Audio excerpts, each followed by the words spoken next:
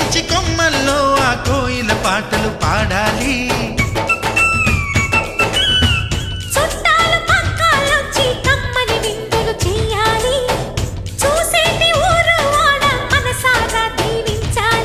నలుగురు కలిసి చేతులు కలిపి మన కలలన్నీ పండించాలి.